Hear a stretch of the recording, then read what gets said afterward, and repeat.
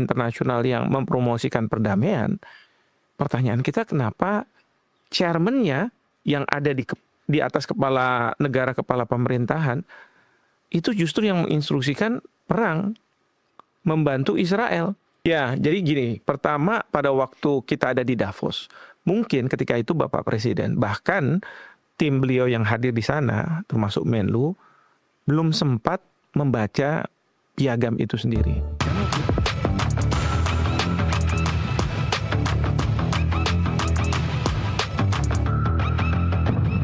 Serangan Amerika Serikat dan Israel ke Timur Tengah mengguncang peta geopolitik di Timur Tengah dan secara langsung menyeret posisi diplomasi Indonesia. Di saat Indonesia baru saja bergabung dalam Board of Peace, muncul pertanyaan, apakah ini benar-benar jalan menuju perdamaian? Atau justru menempatkan Indonesia di tengah tarik-menarik kekuatan global. Untuk membahasnya, Kasih Paham kali ini akan bersama dengan Guru Besar Hukum Internasional Universitas Indonesia, Profesor Hikmahanto Juwana. Halo Prof, apa kabar? Baik, Tasya, sehat ya? Sehat, terima kasih ya sudah hadir di Kasih Paham kali ini. Terima kasih diundang nih. Iya, ini menyambung pembicaraan kita atau dialog kita pada waktu itu di salah satu program di NTV juga, di NTV Prime. Kita membahas bagaimana keanggotaan BOP Indonesia pada waktu itu, dan menarik waktu itu Prof. Hikmahanto mengatakan bahwa merasakan bahwa jangan-jangan memang kita tidak punya pilihan berada di dalam situ. Nah, untuk per hari ini bagaimana kita memahami posisi Indonesia? Benarkah memang ada tekanan sehingga Indonesia kesulitan untuk menentukan sikap? Jadi gini, pertama kita harus paham ya, BOP dalam versi resolusi Dewan Keamanan PBB 2803 yang divisikan dengan BOP yang ada dalam piagam itu sangat berbeda. Karena apa? Kalau saya lihat di dalam ketentuan pasal 2 dari resolusi, BOP itu adalah temporary administration. Jadi pemerintahan sementara. Dan dia punya memang international legal capacity, kapasitas untuk bertindak menurut hukum internasional. Dan yang ketiga adalah dia dalam konteks rekonstruksi Gaza. Nah, sementara kalau kita lihat di dalam piagam BOP, itu dia merupakan international organization. Jadi bukan international legal capacity, tapi international organization artinya apa? Dia bisa sebanding dengan Perserikatan Bangsa-Bangsa. Nah, yang kedua adalah dia nggak ditentukan bahwa ini hanya pemerintahan temporary gitu kan. Bukan pemerintahan temporary, tapi organisasi internasional bahkan kan.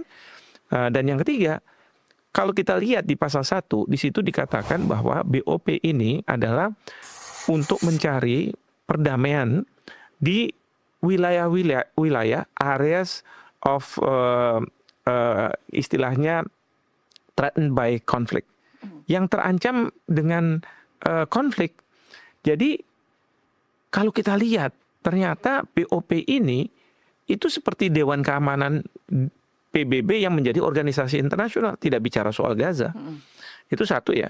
Yang kedua, kalau memang BOP itu sebagai suatu organisasi internasional yang mempromosikan perdamaian, pertanyaan kita kenapa chairman-nya yang ada di atas kepala negara, kepala pemerintahan, itu justru yang menginstruksikan perang, membantu Israel.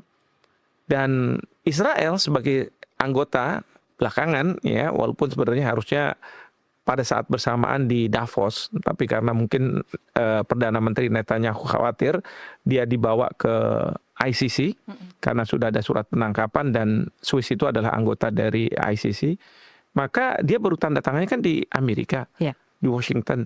Nah, pertanyaan kita, Israel itu yang menyerang Iran. Ini kan kita bicara nih, ini perdamaian bukan ini? Lalu pertanyaan berikutnya yang ketiga adalah kalau kita Indonesia bagian dari BOP, memang sekarang kita sudah bagian nih, sudah berdasarkan pasal 11 dari piagam BOP. Pertanyaannya, apakah Bapak Presiden sudah meminta kepada chairman atau negara-negara anggota lainnya untuk dilakukannya emergency session dari BOP ini? Pertemuan darurat seperti kemarin ini juga di Dewan Keamanan ada pertemuan darurat untuk membahas secara substansial apa yang bisa kita lakukan untuk supaya terwujudnya perdamaian, jangan kemudian perang. Nah, jadi dalam konteks seperti ini, kan pemerintah, Bapak Presiden tidak mengajukan, saya belum pernah dengar ya, meminta kepada Trump sebagai chairman atau berkomunikasi dengan negara-negara lain untuk membahas masalah ini. Sehingga apa? Sehingga pertanyaan saya, lalu apa yang bisa diperankan oleh Indonesia kalau begini? Apakah betul kita ini katanya menjadi anggota supaya kita menjadi kuda Trojan gitu ya, kuda Trojan untuk di dalam kita bisa memberikan warna kepada BOP. Nah, sekarang warna apa? Sekali lagi, ini kita nggak bicara Gaza memang, tapi kan di dalam pasal 1 disebutkan bahwa ini areas yang threatened by conflict, yang terancam oleh konflik. Nah, jelas kan, ini ada isu yang Iran terancam oleh konflik karena ada serangan dari Israel yang kemudian dibantu oleh Amerika Serikat. Oke, kalau kembali lagi bicara soal apakah Indonesia punya pilihan atau tidak? Ketika waktu di Davos itu kan kita sempat membahas ya, Prof, bahwa sepertinya tidak diberi waktu untuk membaca dengan teliti gitu. Betul. Dan ketika kembali ke Indonesia sempat ada protes dari dalam, kemudian Presiden sempat memanggil beberapa mantan Menlu dan ormas keagamaan yang memang memprotes, dijelaskan juga sehingga kemudian mereka mengerti. Tapi kan yang selalu digembar-gemborkan adalah kita bisa keluar kok kapan saja kita mau, kita bisa keluar, kita bisa berhenti kapan saja. Tetapi per hari ini bahkan setelah ada serangan ke Iran, sepertinya kita membacanya Indonesia tidak leluasa untuk membuat pilihan itu. Kira-kira kalau Prof. Hikmahanto membacanya, apa yang menjadi pertimbangan pemerintah saat ini? Ya, jadi gini, pertama pada waktu kita ada di Davos, mungkin ketika itu Bapak Presiden, bahkan tim beliau yang hadir di sana, termasuk Menlu, belum sempat membaca piagam itu sendiri. Karena waktu itu disampaikan mungkin oleh pemerintah Amerika dalam waktu yang sangat singkat.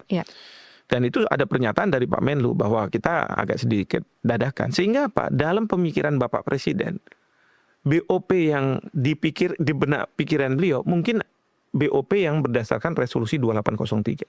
Bahkan saya lihat teman-teman di KSP itu masih merujuknya ke 2803. Tidak melihat pada piagam itu sendiri.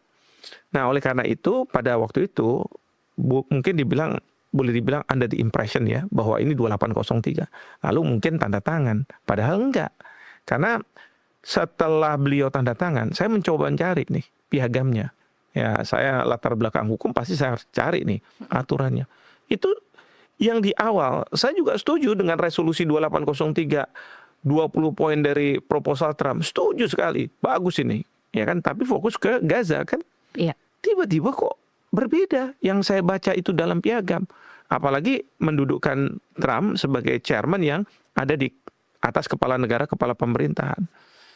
Nah, setelah kembali, mungkin pemerintah menginginkan agar masyarakat itu paham.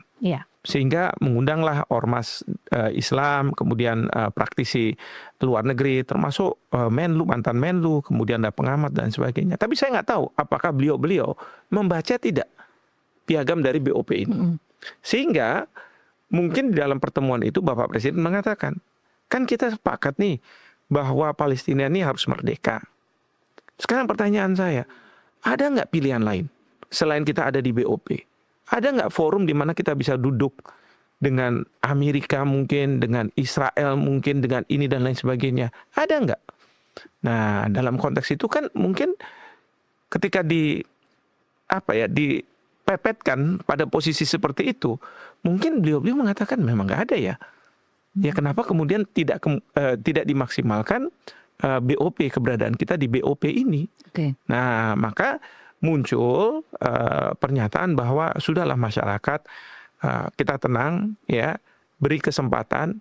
Toh Bapak Presiden mengatakan bahwa kalaupun ini bukan alternatif yang bisa kita maksimalkan, kita masih punya kok exit strategi kita, yaitu ada di pasal kalau saya tidak salah itu pasal 11 yang mengatakan bahwa ini kan BOP tanda tangan langsung kita sudah jadi anggota. Tapi di situ dikatakan kalau nantinya ini butuh untuk mendapatkan pengesahan dari DPR ratifikasi, maka ya akan disampaikan. Tapi sementara itu ketentuan yang sudah ditandatangani ini sudah mengikat negara yang menandatangani. Jadi artinya